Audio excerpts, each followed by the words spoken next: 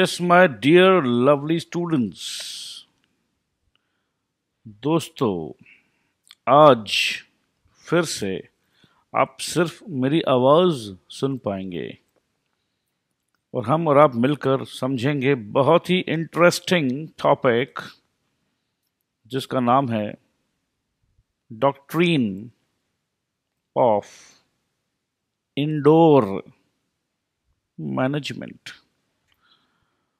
तो डॉक्ट्रीन मतलब क्या होता है, पहले तो ये समझ लेते हैं। डॉक्ट्रीन मतलब एक प्रकार का, समझ लीजिए, कोई रूल, कोई कानून, कोई कानून। ठीक है, ये तो समझ गए भाई। इंडोर से तो मेरे को समझ में आता है कि भाई इंडोर गेम्स क्या होते हैं। इंडोर गेम्स सर जी कैरम होते हैं जी, घर के अंदर बैठ के आराम से खेलिए। सो पॉइंट क्या है, घर के अंदर, घर के अंदर। तो जी घर के अंदर की बात अपने जैसे मम्मी लोग भी बोलती है, पापा मम्मी, देखो बेटा ये घर के अंदर की बात है, ये बाहर नहीं लीक होना चाहिए, ये अपनी आपस की बात है जी, घर की अंदर की बात। तो डॉक्ट्रिन ऑफ इंडोर, घर के अंदर की बात। घर में हम कैरम खेलें, लूडो खेलें, क्या खेलें, घर पे हम घी लगा के फलका खाएं या लूखा फलका खाएं, कैसे रहें, हमें बाहर वालों को क्यों बताना है? ये तो हमारे घर की बात है जी। तो घर की बात, घर की बात जी, घर की बात। ठीक है, तो कुछ घर की बातों से संबंधित है ये। सो डॉक्ट्रिन ऑफ इंडोर। अब ये जो टॉपिक है हमारा, ये टॉपिक तो हम पढ़ रहे हैं कंपनीज एक्ट का।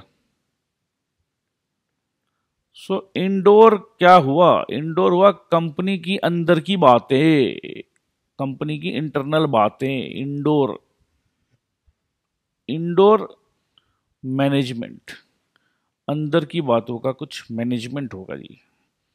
ठीक है जी, इतना तो समझ में आ गया मेरे को। मेरे को आया तो जी आपको भी आया, मिल के पढ़ते हैं हम लोग तो। सो अब इस टॉपिक के अंदर, इस टॉपिक के अंदर में एक इम्पॉर्टेंट हेडलाइंस आया है हमारे पास। उसे कहते हैं डॉक्ट्रिन ऑफ कंस्ट्रक्टिव नोटिस। अच्छा जी, ओके, एक बात बताओ भाई, अब जैसे मैं, देखो जी, शादीशुदा हूँ। अब भाई देखो, वाइफ जो है उसे बार बार अपनी मम्मी की याद आती है। ठीक है, मायका जाना चाहती है। वो एक गाना भी था ना, तुम मायके मत जाइयो, मत जाइयो मेरी जान। तो भैया देखो, अब हमने तो वाइफ को पहले ही कह दिया कि देखो डार्लिंग, तुमसे इतना प्यार जो हम करते हैं, तुम्हारे बिना एक पल रह नहीं पाते हैं। तुम्हें जब भी जाना होगा ना, मेरे को देखो कम से कम 7 डेज नोटिस दे के जाना। 7 डेज नोटिस। तो अब देखो, अभी मेरी वाइफ भी समझदार हो गई है, उसको समझ में आ गया कि अगर उसे 7 नवंबर को जाना है तो कम से कम 30 अक्टूबर के आसपास ही मेरे को बताना स्टार्ट कर देती है। ओ जी सुनते हो जी? ओ हाँ जी, बोलिए धर्मपत्नी जी। ओ जी देखिए, आपको मैं पहले ही बता दे रही हूँ कि मैं 7 तारीख को जा रही हूँ और बच्चे भी मेरे साथ जाएंगे, और मैं जी 11 तारीख को वापस आऊंगी। अब यार मैं इतना शरीफ पति, मैं बोलता भाई देखो, 7 तारीख को जाके 11 को आ जाओगी? इतने जल्दी आ जाओगी? नहीं नहीं, तुम 2-4 दिन और रुक जाओ, तुम्हारा मन अच्छा से लगना चाहिए ना भाई। 7 को जाके कम से कम 17 को आओ। अब देखो, I am a good husband यार, आई डोंट माइंड। जाओ ना, आराम से जाओ ना, मम्मी के घर जाओ। अरे अंदर ही मैं बस सोचता हूँ, अरे वहीं रह जाओ। जाती हो सिर्फ 5 दिन 4 दिन के लिए। देखो ये फीलिंग आएगा शादी के 10-15 साल के बाद। अभी आप लोगों को ये फीलिंग नहीं आएगा, अभी तो आप लोगों को अलग फीलिंग आएगा। बट अभी बात शादी का फीलिंग का नहीं हो रहा था, बात हो रहा था नोटिस पीरियड का। Notice period. अब जब शादी जब नई नई हुई थी ना, तब तो भैया ये बड़ा अच्छा लगता था कि भाई बीवी 7 डेज पहले बता के जाए। तो मैं मेंटली एडजस्ट कर लूं। आज के दिन तो अगर 7 मिनट पहले भी बोल देना दोस्त, ओ जी सुन रहे हो मैं जा रही हूँ, मतलब हाँ हाँ अरे बहुत अच्छी बात है भाई, जल्दी चलो मैं छोड़ने चलता हूँ। तो देखो भाई ये तो अपना अपना टाइम पीरियड का बात है। तो बट इसमें एक चीज तो कंफर्म हो गया कि नोटिस वर्ड जो है, नोटिस, ये हमें समझ में आ गया जी। नोटिस क्या होता है ये समझ में आ गया। नोटिस मतलब हमें कुछ बता दिया जी, वाइफ ने हमें बता दिया। वाइफ ने हमें अक्टूबर 30 को बताया, बताया तो भाई मेरे को नोटिस मिल गया जी। अब यार इमेजिन करो, इमेजिन करो मैं थके हारे घर पे आया और घर पे देख रहा हूं wife, where is my wife? No wife, wife नजर ही नहीं आ रही है। और बाद में पता चला कि भाई वाइफ तो मायके चली गई है। और यार मैं फोन करके चमकाया, बोला ये कोई बात हुआ क्या, बिना बताए चली गई, ये तो अच्छा बात नहीं लगा मेरे को। भाई देखो ये काम तो मेरे को नहीं पसंद आया जी। अब वाइफ ने कहा अरे भाई याद करो, हमने एक वो बनाया था आपस में, हमने एक रूल बुक बनाया था, रूल बुक। उस रूल बुक में हमने लिख दिया था जी कि 1 तारीख से 5 तारीख अगर मैं आपको घर पे ना मिलूं तो अब ये समझ जाइएगा कि मैं अपने मम्मी के घर पे हूं। तो अब यार रोज रोज, अब शादी को इतना साल हो गया, मैं आपको 7 दिन पहले का नोटिस दूं, आपको बताऊं, आपसे पूछूं। अब 1 से 5 जब भी जाऊंगी तो 1 से 5 के बीच में ही जाऊंगी। तो ये रूल बुक अपने बनाए थे, याद करो। ओ यस यस यस, याद आया जी, गलती हो गई धर्मपत्नी जी, गलती हो गई जी। आप कुछ ना ऐसे ही देखो भाई, इतना प्यार जो करते हैं ना तुमको, और तुमको नहीं देखता हूं ना तो बस मन नहीं लगता भाई। देखो उस प्यार के चक्कर में मैं थोड़ा सा ज्यादा बोल गया तो माफ कर देना। तो इस सिचुएशन को कहते हैं जी कंस्ट्रक्टिव नोटिस। अब पता हुआ क्या, अंदर की बात बताऊं। अब देखो कभी कभी ना वाइफ लोग बहुत कुछ बोलती है, और ये हम लोग हस्बैंड लोग क्या करते हैं, देखो आप लोग तो नहीं समझोगे। After a certain span of time हम लोग यस यस, क्योंकि हम लोगों को आदत हो जाता है कि वो जो भी बीवी बोले उसको यस बोलना है जी। तो मैं भी पता नहीं वो किस दिन वो रूल बनाई, ये रूल बुक कब बनाई मेरे को ध्यान ही नहीं है, बट मैं भी यस यस बोल दिया होगा यार कि सुनो जानू ऐसा है जी, ऐसा करेंगे जी, हम 1 से 5 जाऊंगी। अब वो क्या बोल रही है, देखो जनरली क्या होता है ना, बहुत ज़्यादा वैल्यू नहीं करते कभी कभी हम लोग। हस्बैंड लोग बोला वाइफ है घर की मुर्गी दाल बराबर, यार क्या है कहाँ जाएगी यार, जो बोल रही है हाँ हाँ हाँ। और वैसे भी ना करके देखो, ना करके तो देखो भाई। तो यार हुआ क्या ना, उस दिन मैं ये जो भी उसने रूल वूल बनाया होगा ना, मैं सब में यस कर दिया। अब देखो मैं तो यस कर दिया, बट उसने तो ये मान लिया ना कि जो भी रूल बुक बनाया है वो आप देखोगे। और उसके बाद मैं देखा या नहीं देखा, मैंने देखा या नया देखा, एक तो भैया ये बोलने का भी हिम्मत नहीं है कि डार्लिंग जो रूल बुक तुमने बनाया ना उसकी ऐसी की तैसी, जा नहीं देखता मैं, मेरे को तो तेरे को नोटिस देकर ही जाना होगा, मैं तेरे रूल्स को नहीं मानता। क्या हम ये बात बोल सकते हैं भाई? नहीं यार मैं तो नहीं बोल सकता। तो इसका मतलब है कि देखो रूल बुक है, कुछ कुछ रूल बुक है भाई। अब रूल बुक को देखो, अगर आप नहीं भी देखते हो तो धर्म पत्नी जो है, पत्नी क्या बोलेगी, पत्नी बोलेगी मैं तो यही मानूंगी जी कि आपने रूल बुक देख लिया है। वो तो कभी मानेगी नहीं ना, और वैसे हम कभी बोलेंगे भी नहीं कि हमने नहीं देखा और यार नहीं देखते। तो ये रूल बुक जो मैं कर रहा हूं, ये तो मैं अपनी जाती जिंदगी का बात कर रहा हूं। बट सर आज तो आप पढ़ा रहे हैं डॉक्ट्रिन ऑफ इंडोर मैनेजमेंट, उसको कहां से जोड़ेंगे? अरे अभी जोड़ देता हूं दोस्त। ये जो रूल बुक है, ये रूल बुक, एक बात बताओ, ये जो रूल बुक है, पहले तो ये बताओ जो रूल बुक जो मेरी वाइफ ने बनाया है, क्या ये रूल बुक मेरे लिए एप्लीकेबल है? ऑफ कोर्स सर, आप ही के लिए तो बना है, एप्लीकेबल फॉर मी। ठीक है जी। अच्छा एक बात बताओ, क्या ये रूल बुक जो है जी, क्या ये पब्लिक डॉक्यूमेंट है? नहीं जी, ये पब्लिक डॉक्यूमेंट नहीं जी, ये मेरा पर्सनल डॉक्यूमेंट है जी। राइट।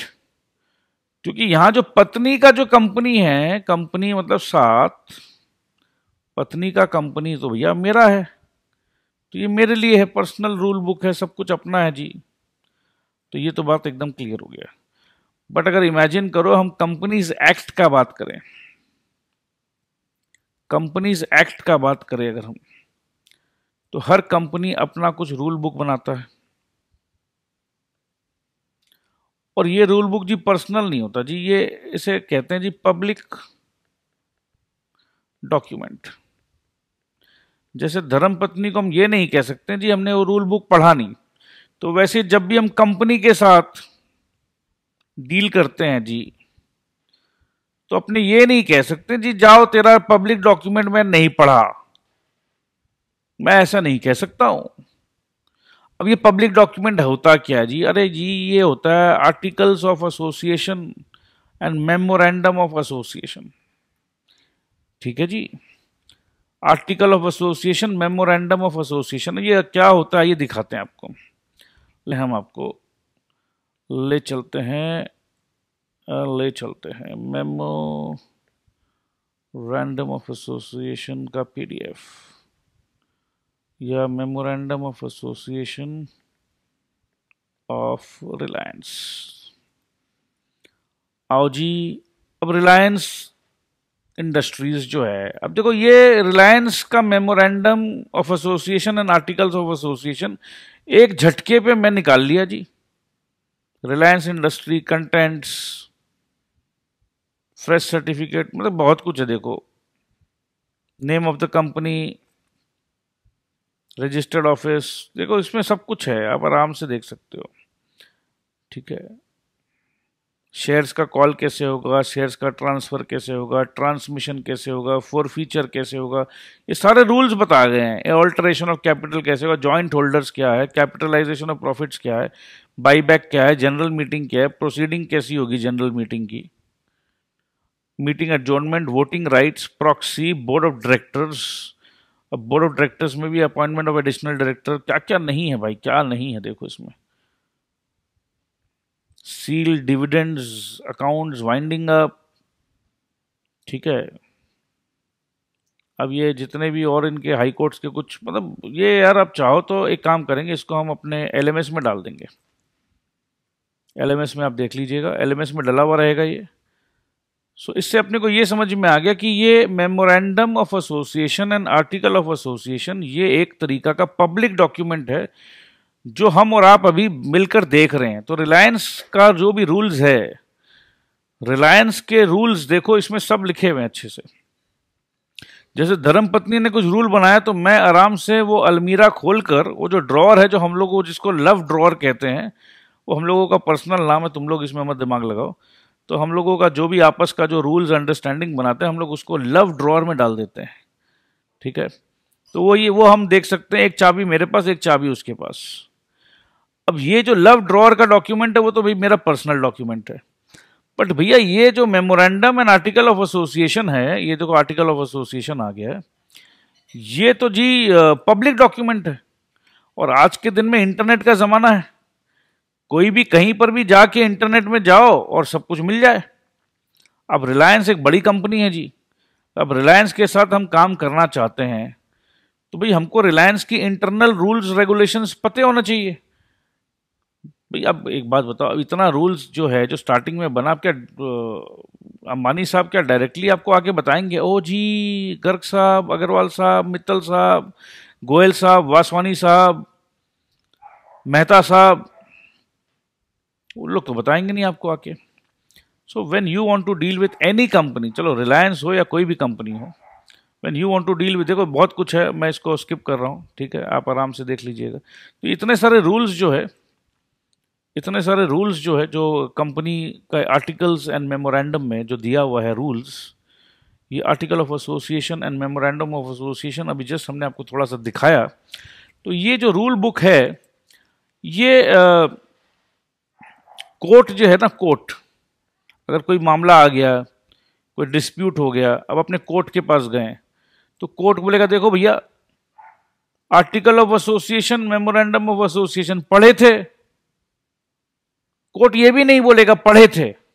जैसे धर्मपत्नी वाला केस में धर्मपत्नी ने जो रूल बुक बना लिया, वो कभी पूछेगी भी नहीं कि पढ़े थे क्या। अरे धर्मपत्नी का बनाया हुआ रूल और मैं पढ़ नहीं रहा हूं, मैं उसको रिस्पेक्ट नहीं दे रहा हूं। Oh my god, am I crazy? ऐसा हो नहीं सकता जी। धर्मपत्नी का बनाया हुआ रूल मैं पढ़ नहीं रहा हूं, मैं फिर से रिपीट कर रहा हूं। तो दोस्त उसी हिसाब से कंपनीज एक्ट का public document, article of association, memorandum of association बिना पढ़े तुम इस कंपनी के साथ डील करने चले गए? What nonsense, are you gone crazy? और अब आके बोल रहे हो अरे जज साहब मैंने तो, मेरे से ऐसा हो गया, मैं ये रूल बुक पढ़ा नहीं। तो ले भैया, रूल बुक नहीं पढ़ा तो गलती तेरा है। रूल बुक तो तेरे को पढ़ना होगा। यू कैनॉट से कि मैंने रूल बुक नहीं पढ़ा। सो क्या ये बात क्लियर है जी? तो रूल बुक तो आपको पढ़ना होगा।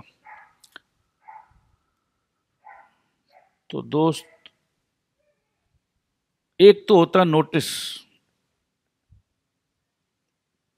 और एक होता है कंस्ट्रक्टिव नोटिस।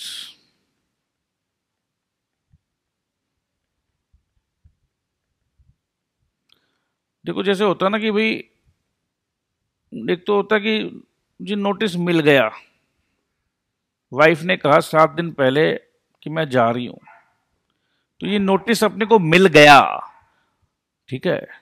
नोटिस एकदम बकायदा बनाया गया है, नोटिस बनाया गया है, notice was made, notice was constructed या मेड या बिल्ड, ठीक है।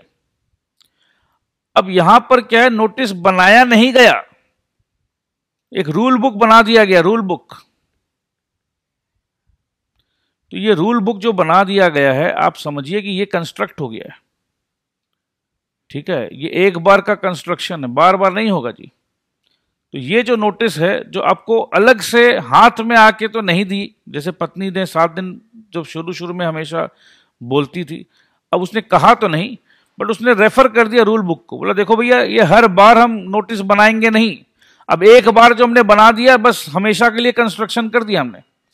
तो ऐसे नोटिस को हम कहते हैं कंस्ट्रक्टिव नोटिस। कंस्ट्रक्शन हो गया जी, हमेशा के लिए हो गया, ठीक है जी। सो कंस्ट्रक्टिव नोटिस, कंस्ट्रक्टिव नोटिस। और इस नोटिस पे आप ये नहीं बोल सकते जी मैंने पढ़ा नहीं। क्या मैं आपको ये बात अच्छे से समझा पाया हूं? ठीक है। सो doctrine of indoor management,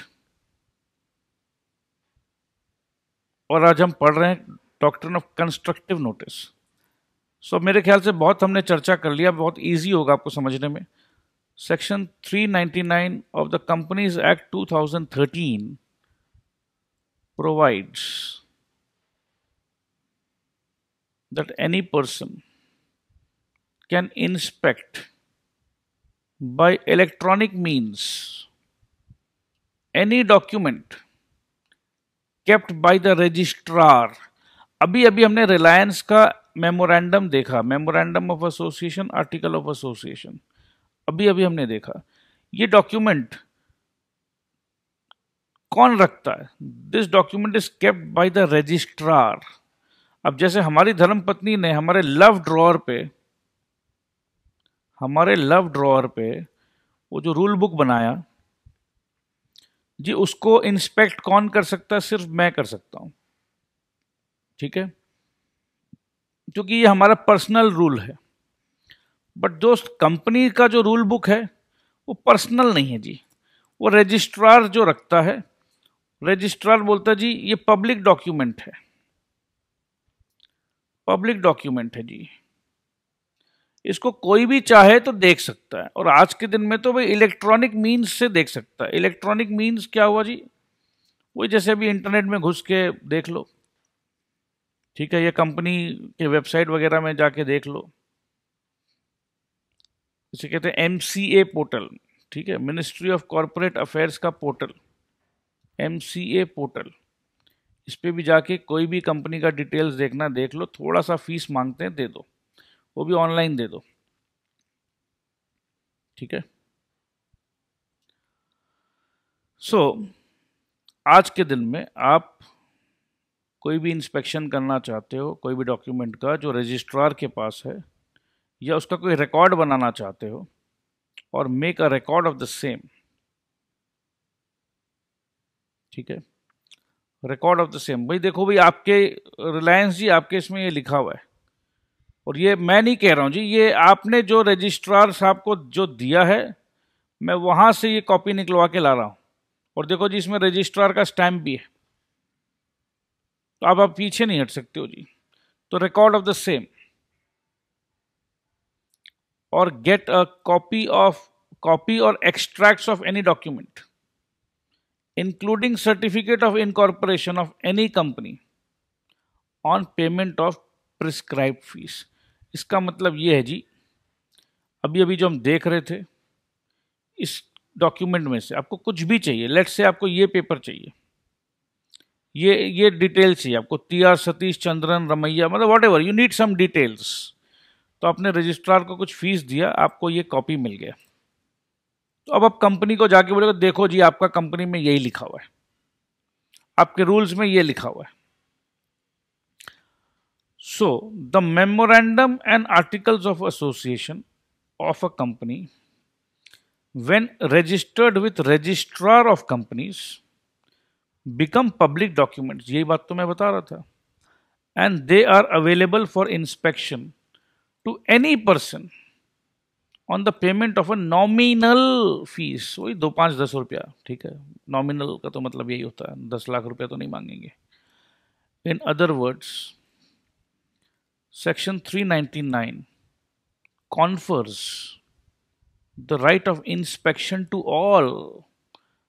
company बना लिया तो कंपनी का जो article of association, memorandum of association, इसको देखने का अधिकार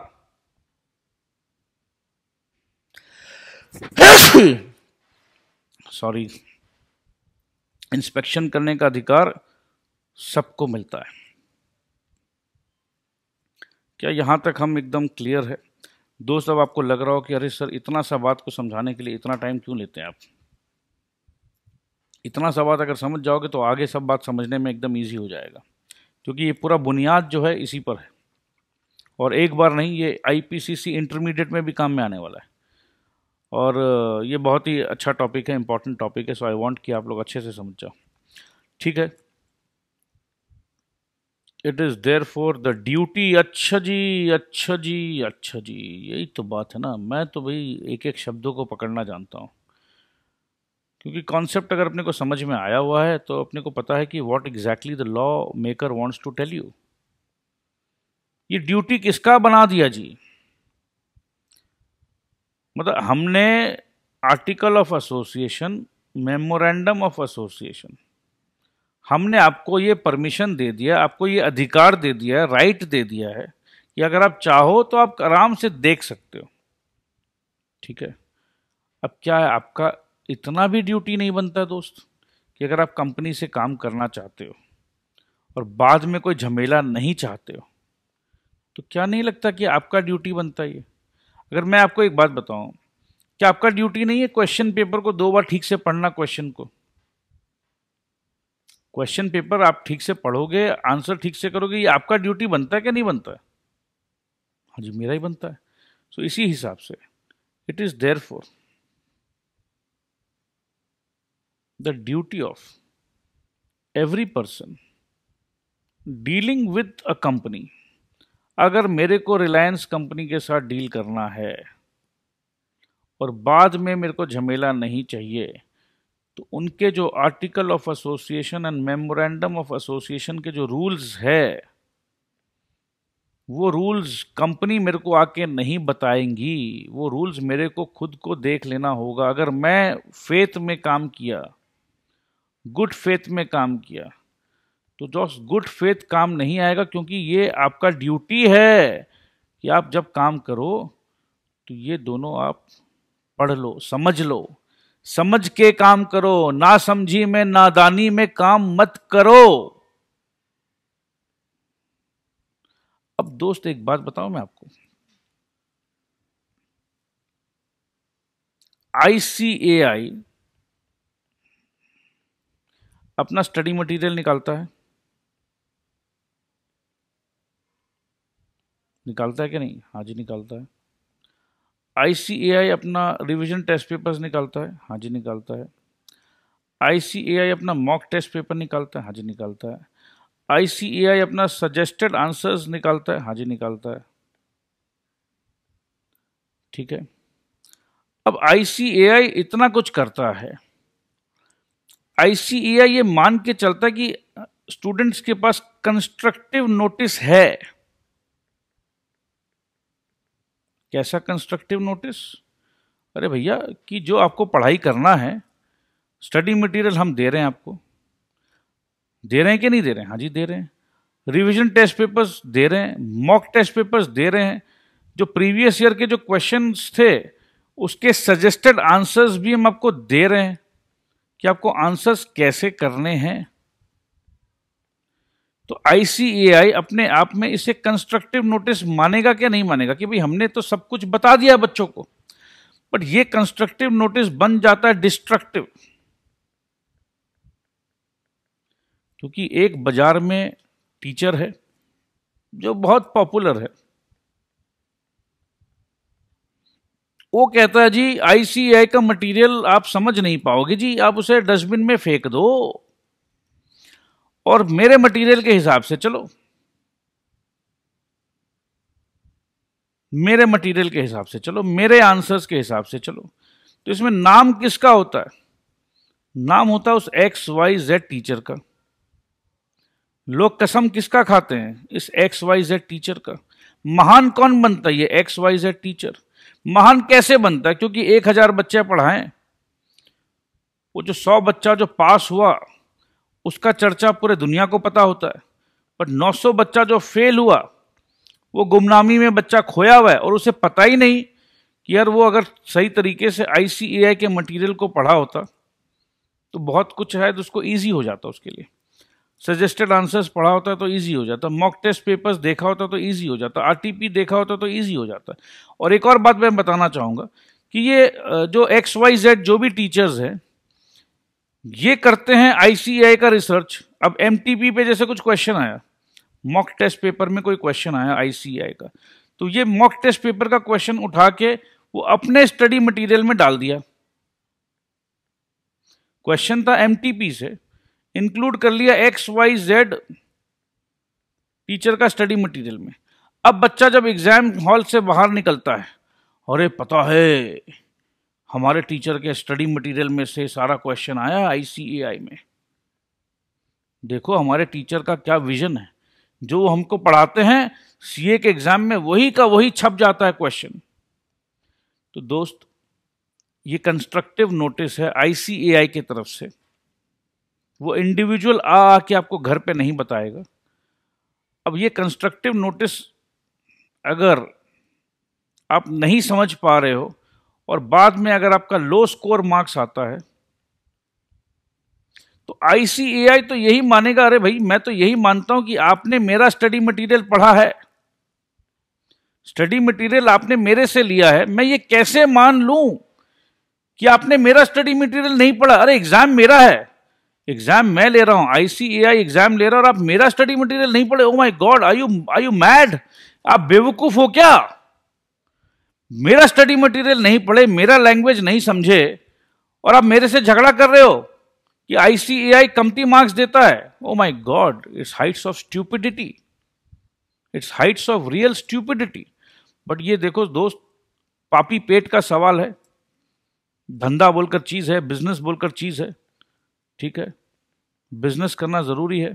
और दोस्त डर का धंधा होता है दोस्त, डर, जितना स्टूडेंट डरेगा उतना वो पैसा देगा। सो पैसा जो भी बच्चा देता है, कोई बच्चा पैसा देना नहीं चाहता है, तो बच्चा से पैसा अगर चाहिए तो उसको डराओ। ईमानदारी से पैसा बच्चा भी नहीं देना चाहता है। बच्चा जितना डरेगा, बच्चा को जब पता चलेगा कि नहीं नहीं नहीं भाई इस XYZ टीचर का ट्रैक रिकॉर्ड अच्छा है, इनके पास जाएंगे हम तो हम पास हो जाएंगे, तो वो पास होने के लिए पैसा देता है। नॉलेज तो शायद उसको ICAI के मटेरियल में भी मिल जाए, बट वो डरा हुआ है, और उसको डराओ, डराओ या अपना पब्लिसिटी को बढ़ाओ कि see if you come to me you will pass because so many people came to me and they cleared. So ठीक है जी, this is how the business of coaching industry is flourishing. और इसमें हो क्या रहा है, शॉर्टकट में पढ़ाया जाता है। दुख का बात ये, देखो पैसे कमाने में कोई प्रॉब्लम नहीं है जी, मेरे भी कोर्स फ्री में नहीं आ रहे हैं, मैं आपको ये बता दे रहा हूँ, आई एम ऑल्सो चार्जिंग अ फी। बस एक ही चीज़ मेरे को तकलीफ देती है कि आप ICAI के मटेरियल को शॉर्टकट में मत पढ़ाइए, और कम से कम पूरा नॉलेज दीजिए बच्चों को। आज के दिन में मैं एक अपील करना चाहता हूँ कि सिर्फ बच्चे मार्क्स के पीछे भाग रहे हैं, पास होने के पीछे भाग रहे हैं, नॉलेज उनको मिल नहीं रहा है। और कोचिंग सेंटर्स भी वही काम करना चाह रहे हैं कि आओ मैं तुमको शॉर्टकट में पास होने का पूरा तरीका बता देता हूँ, मार्क्स लाने का पूरा तरीका बता देता हूँ।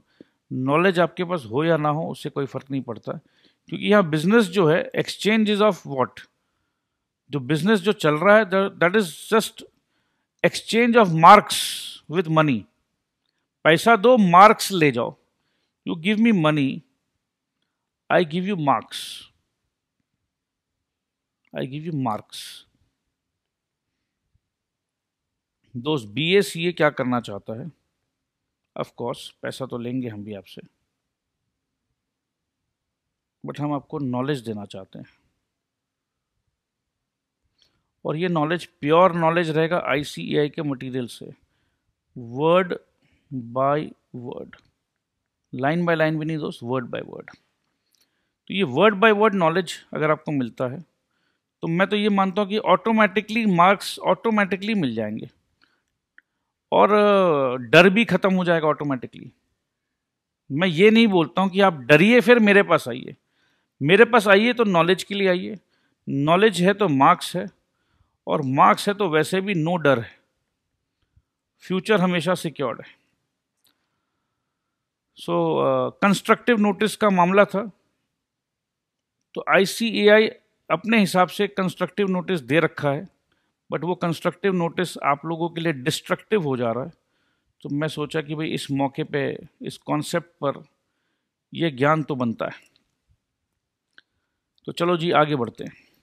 एक और फ़ायदा क्या होता है कि आप अपने घर पे हमारे मोबाइल फ़ोन के ऐप पे, mobile player, you can study. So travelling time पे जो आप वेस्ट करते हो, ईयरफोन लगाइए और हमारे साथ जुड़ जाइए, ठीक है। सो ये है टाइम सेविंग टेक्निक। कोई कोचिंग सेंटर पे नहीं जाना है, लंबे लेक्चर्स नहीं सुनने हैं, 10 मिनट 7 मिनट 8 मिनट सुनो, पॉज करो, माइंड को रिफ़्रेश करो और उसके बाद फिर से लग जाओ। क्योंकि 7 मिनट से ज़्यादा ब्रेन जो है वो जल्दी से कोई चीज़, नया चीज़ को ले नहीं पाता। तो हम बोलते हैं भाई 7+3 मतलब 7 मिनट लेक्चर सुनिए, 3 मिनट रेस्ट करिए, या 8+2।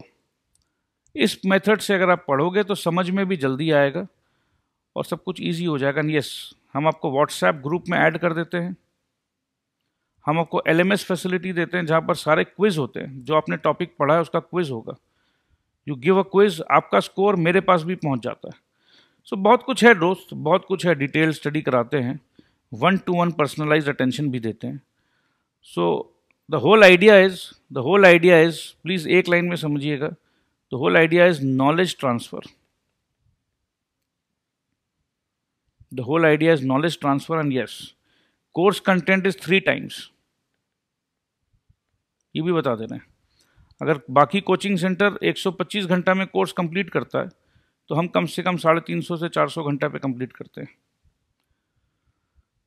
तो भाई यहाँ 125 घंटा करके आपको बोलते हैं 250 घंटा रिवीजन करो, हम कहते हैं हमारे साथ 350 घंटा जम जाओ, यहीं पर अपने आप रिवीजन होगा, यहीं पर अपने आप कॉन्सेप्ट स्टडी होगा और फुल कवरेज होगा। इनको 125 घंटा क्यों करना है? क्योंकि कोचिंग सेंटर है जी, फिक्स बैचेस चलाना है इनको, 3 महीने में कोर्स कंप्लीट करना है अगर, और देखो 3 महीने का फिक्स टाइम है और कोर्स हर दिन बढ़ते जा रहा है। जैसे नया कानून आया कोर्स आपका 5 पेज और बढ़ गया, बट वहां उनका 3 महीना है तो वो 2.5 महीना हो रहा जी, 3.5 महीना नहीं होता। तो ये नॉलेज मेरे ख्याल से ज़रूरी था आपको देना, सो हमने दे दिया जी। सो आगे चलते हैं। सो हम बात कर रहे थे इट इज़ द ड्यूटी।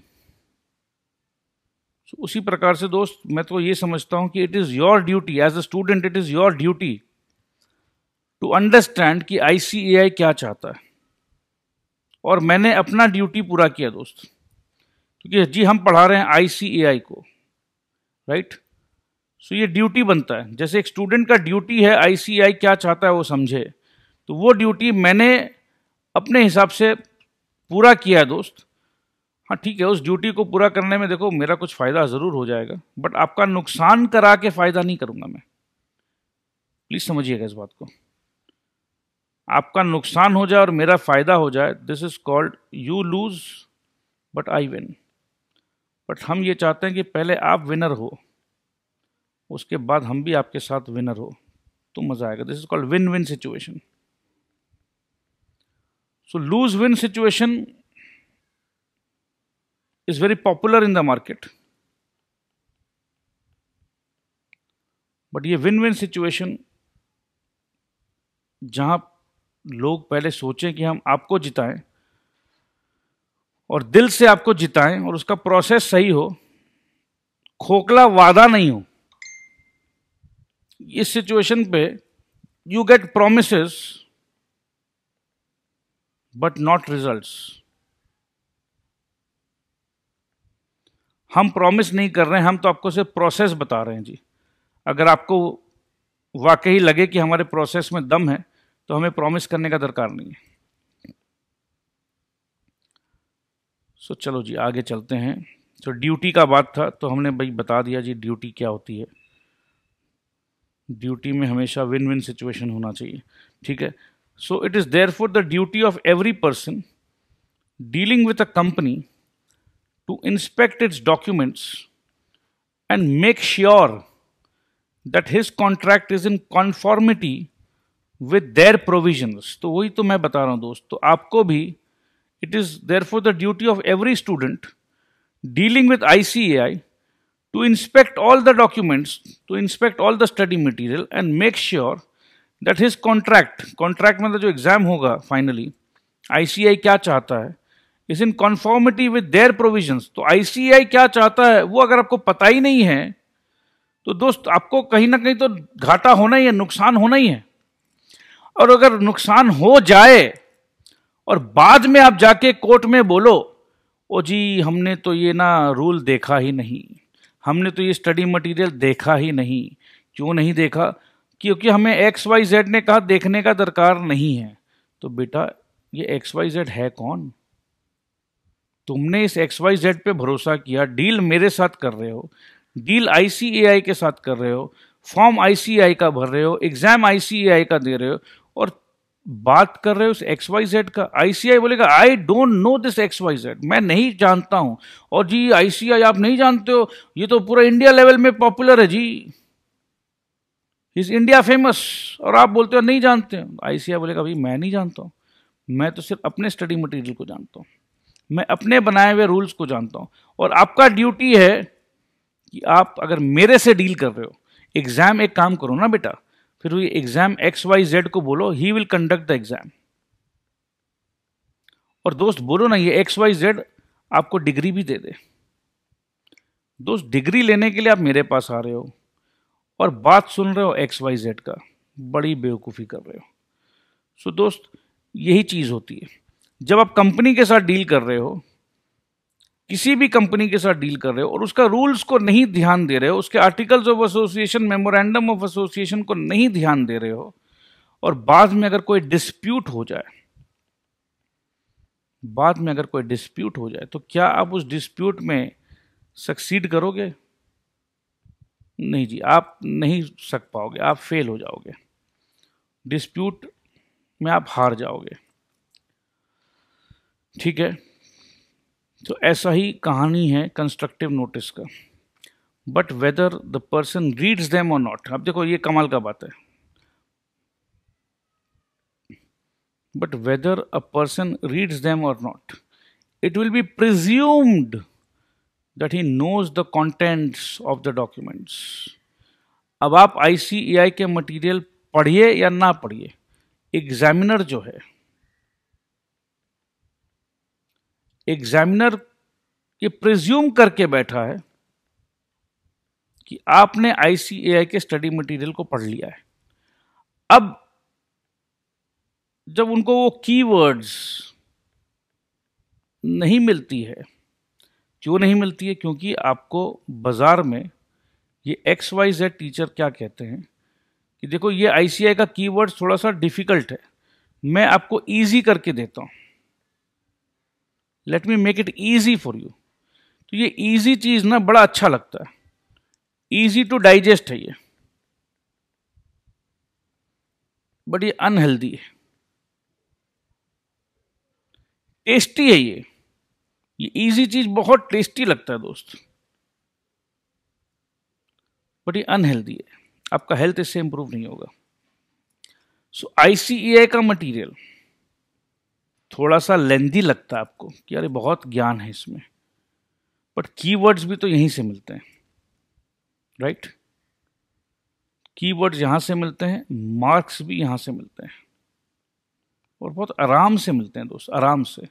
क्योंकि ये एग्जामिनर जो है ये प्रिज्यूम करके रखता है कि आपने पढ़ा है, और अगर आप वाकई पढ़ लो, देखो सोचो एकदम सिंपल सा बात, अगर आप वाकई पढ़ लो तो automatically you will write the keywords and automatically you will know the content of the documents. आज के दिन में प्रॉब्लम क्या हो रहा है? बच्चे को डॉक्यूमेंट का कंटेंट नहीं पता है, बच्चे को ICAI का कंटेंट नहीं पता है, राइट? बच्चे को कंटेंट पता है प्राइवेट टीचर्स का कंटेंट, वो कंटेंट से काम नहीं बनेगा। This kind of presumed implied notice is called constructive notice. So दोस्त, मैंने आपको कंस्ट्रक्टिव नोटिस भी समझा दिया है, और जितने भी CA एस्पिरेंट्स हैं उनको मैंने टेक्निकली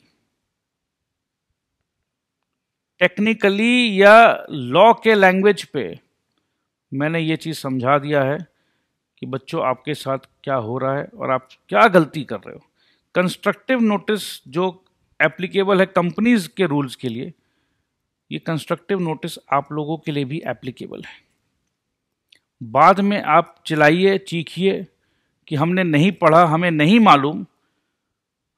मालूम, तो वो कंस्ट्रक्टिव नोटिस का क्लॉज है। जज साहब बोलेंगे, ओ जी क्या बात कर रहे हो जी शर्मा जी, कमाल करते हो भी शर्मा जी, ओ यार आप इतने बड़े बेवकूफ़ हो, कंपनी के साथ डील कर रहे हो जी, कंपनी का आर्टिकल पढ़ा ही नहीं जी, मेमोरेंडम पढ़ा ही नहीं जी, और 50 करोड़ रुपया लगा दिया इस कंपनी के ऊपर। ओ my God, O my God. भाई ये रुपए आपके थे ना जी शर्मा जी, 50 करोड़ आपके थे या चोरी के थे? ओ नहीं जी जज साहब, ये एकदम बिल्कुल मेरे मेहनत की कमाई थे। यार आप अपना मेहनत को बिना रूल को समझे, बिना कंपनी के आर्टिकल मेमोरेंडम को समझे आपने यार कंपनी को 50 करोड़ का लोन दे दिया। ओ my God, O my God. तो भैया ये 50 करोड़ आपका था, जिम्मेदारी आपकी थी, ड्यूटी आपकी थी। तो उसी प्रकार से लाइफ आपकी है, टाइम आपका है जी, टाइम, पैसा भी आपका है। सो क्या आपने अपना ड्यूटी अब सही तरीके से निभाया, या आप बिना ICAI के रूल्स को पढ़े आप किसी भी थर्ड पार्टी पे भरोसा कर लेते हो? सो जी वही चीज़ है, कंस्ट्रक्टिव नोटिस का मीनिंग मैंने आपको समझा दिया जी। तो अब आइए समराइज कर लेते हैं।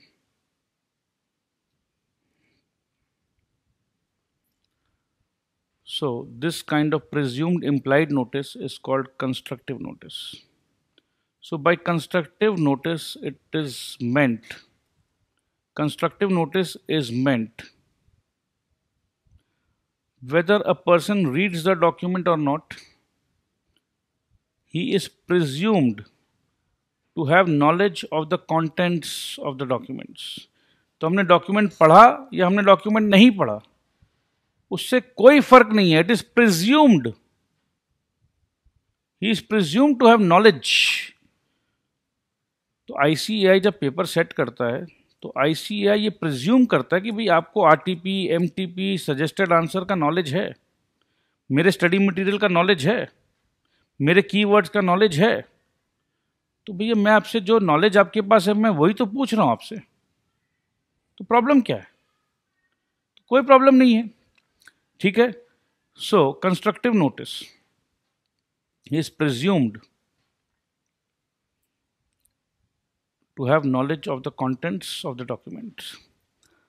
He is not only presumed to have read the documents but also understood them. देखो भैया सिर्फ पढ़ने से नहीं, समझना भी होगा, और हम ये मानते हैं कि आप पढ़ भी लियो, समझ भी लियो. In the true perspective, and every person dealing with the company not only has the constructive notice, every person dealing with the company, तो मैं बोलूँगा every student dealing with ICAI not only has the constructive notice of the memorandum and articles, मतलब of the study material of the RTP, but also of all other related documents. Other related documents मतलब क्या, जो बीच बीच में जो announcement आता है company के, ये आईसीआई की तरफ से स्टूडेंट्स अनाउंसमेंट्स आते हैं बीच बीच में. अगर कोई सिलेबस चेंज हुआ है, कुछ नया लॉ चेंज हुआ है, तो वो अनाउंसमेंट्स भी आते हैं. तो ये अनाउंसमेंट का भी ध्यान किसको रखना है? स्टूडेंट को रखना है.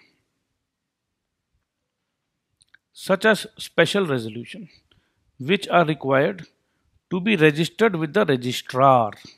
तो एक चीज़ तो समझ में आया कि जो भी चीज़ रजिस्ट्रार के पास रजिस्टर होता है वो पब्लिक डॉक्यूमेंट बन जाता है, और जो भी पब्लिक डॉक्यूमेंट है वो पब्लिक को पता होना चाहिए. ठीक है. So this is called constructive notice. So every person dealing with the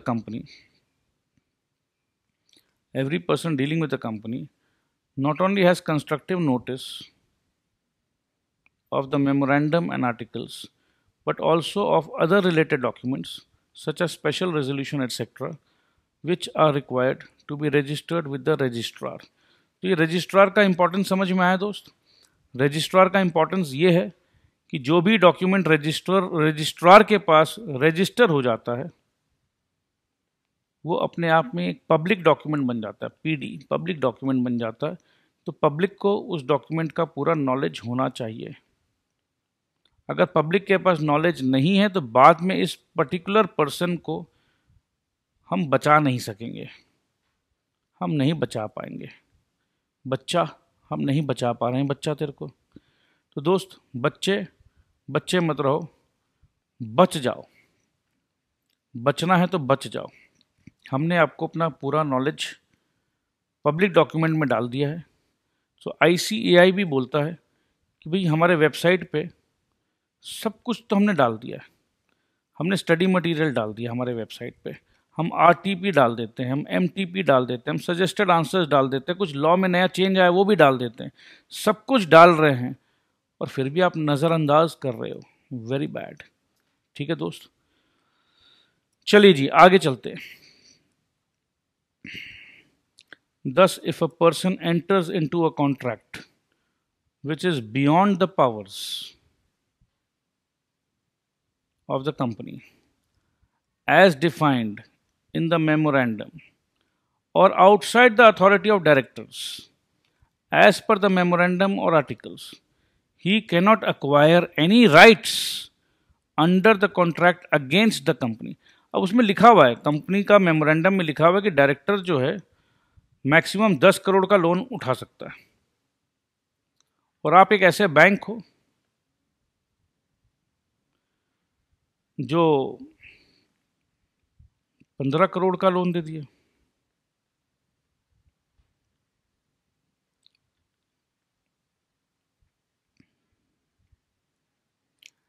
या कुछ ऐसा रूल है कि भाई एक सर्टिफिकेट जो चाहिए, ये जो मैंने बताया कि 10 करोड़ का 15 करोड़ दे दिया, ये बहुत एक इम्पॉर्टेंट, इसी पर हम पढ़ेंगे आगे, जिसे हम कहते हैं डॉक्ट्रिन ऑफ इंडोर मैनेजमेंट। ठीक है, अभी तो हम जो पढ़ रहे थे कंस्ट्रक्टिव नोटिस पढ़ रहे थे, अब इस पर हम थोड़ा डिटेल चर्चा करेंगे, बट अभी अब एक सिंपल चर्चा करते हैं। पहले सिंपल चर्चा अगर समझ लीजिए, एक सर्टिफिकेट, कोई सिंपल सर्टिफिकेट या मॉर्गेज डीड, और उस पर रूल्स के हिसाब से 3 सिग्नेचर का दरकार है। Let's say managing director, whole time director and company secretary, और मैनेजिंग डायरेक्टर का साइन मिसिंग हो, तो आपको तो पता होना चाहिए था ना। अगर आप ये रूल पढ़े होते, अगर आप ये articles of association and memorandum of association अगर आप पढ़े होते, तो आपको पता होता कि ये 3 सिग्नेचर के बिना ये कंपनी का डॉक्यूमेंट वैलिड नहीं माना जाएगा। अगर आप इस कंपनी से डील कर रहे हो तो 3 लोगों का सिग्नेचर चाहिए। आपके पास जो सिग्नेचर है वो 2 लोगों का सिग्नेचर है। लेट्स से आपने कंपनी को 10 करोड़ रुपया दिया और कंपनी का एसेट मॉर्गेज करा लिया। कंपनी का 50 करोड़ का एसेट आपको मॉर्गेज का डीड मिला, बस मॉर्गेज डीड में सिग्नेचर इन 2 लोगों का था। आप बड़े खुश हो रहे हो, कि भैया देखो 10 करोड़ रुपया मैंने कंपनी को दिया है और कंपनी से मैंने 50 करोड़ रुपया का एसेट का मॉर्गेज करा लिया है। अपने को कोई टेंशन नहीं, अपना 10 करोड़ एकदम सेफ है। क्यों अपने को ऐसा लग रहा है? क्योंकि 50 करोड़ का एसेट का मॉर्गेज डीड मेरे पास है। बट जिस दिन मैं उस डीड को लेकर गया कंपनी के पास कि भैया कंपनी तुम मेरा 10 करोड़ नहीं दे रहे हो, तो ये एसेट मैं तुम्हारा ले रहा हूं, तो कंपनी बोले काहे का मॉर्गेज डीड रे, पगला गया है क्या?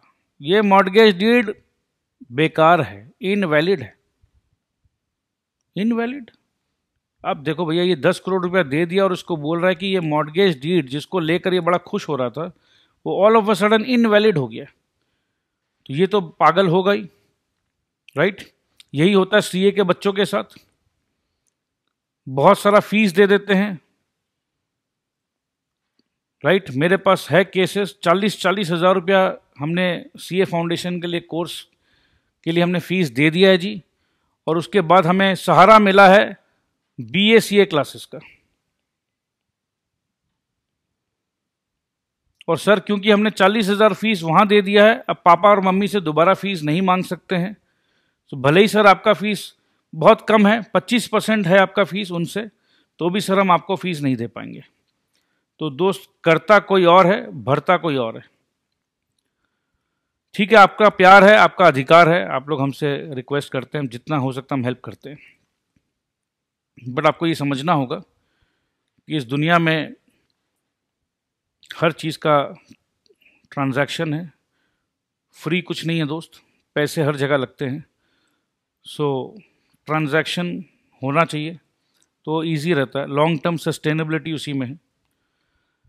सो पॉइंट यहाँ पर यह है दोस्त कि ये इनवैलिड हो गया। क्यों इनवैलिड हुआ? क्योंकि आर्टिकल्स में लिखा हुआ था कि जब भी आप मॉर्गेज डीड वैसा कुछ बनाएंगे तो 3 लोगों का, मैनेजिंग डायरेक्टर का साइन इंपॉर्टेंट है। बिना मैनेजिंग डायरेक्टर के साइन और होल टाइम डायरेक्टर और कंपनी सेक्रेटरी के ये मॉर्गेज डीड वैलिड नहीं हो सकता है। तो ये जो हमारे मिस्टर अशोक थे, अशोक भाई साहब ने ध्यान ही नहीं दिया। वो खुश हो रहे थे, अपने आप को बहुत शाना समझते थे, शाना, तो बहुत लोग जो बहुत शाना समझते हैं वो कहीं ना कहीं जाके फंस जाते हैं। तो ये शानागिरी काम में नहीं आता दोस्त, एक्स्ट्रा होशियारी काम में नहीं आता है। तो एक्स्ट्रा होशियारी इन्होंने किया, 10 करोड़ लोन दिया, 50 करोड़ का मॉर्गेज डीड लेकर बैठे हुए थे, बट लास्ट में कोई हेल्प नहीं मिला। क्योंकि कोर्ट ने कहा, कोर्ट तो हंस रहा था, बोला अरे अशोक भाई साहब 10 करोड़ रुपया दे दिया, ऐसे ही एवं ही दे दिया जी, ओ जी आपका तो बहुत पैसे वाले हो जी, आपको क्या फ़र्क पड़ता है जी, बहुत पैसे वाले हो। आपने ध्यान ही नहीं दिया, राइट। तो कोर्ट बोलता है जी मैं तो ये अज्यूम करूंगा, मैं तो ये प्रिज्यूम करूंगा कि आप जब इस कंपनी के साथ डील कर रहे थे तो आपको नॉलेज था, हम आपका कोई हेल्प नहीं कर सकते, we can not help you. But दोस्त BA CA क्लासेस हेल्प करता है। आप CA फाउंडेशन का कोर्स, हमारा कुल मिला के फीस है 23,000 रुपया, but we run discount starting from 11,500 and then मतलब this is called 50% discount, then we make a slab of 40% discount, then we make a slab of 30% discount. तो ओरिजिनल फीस वैसे तो 23,000 बोलते हैं, बट हम अभी मार्केट में नए हैं तो हम धीरे धीरे वी स्टार्ट फ्रॉम 50%। सो ये 50% स्कीम था 15 अक्टूबर 2018 तक। तो ये था मई 2019 में जो बच्चे एग्ज़ाम देंगे उनके लिए है। अभी 13,800 रुपया फ़ी है टिल 15 नवंबर। सो दोस्तों आज के लिए, अभी के लिए एक बार रोकते हैं।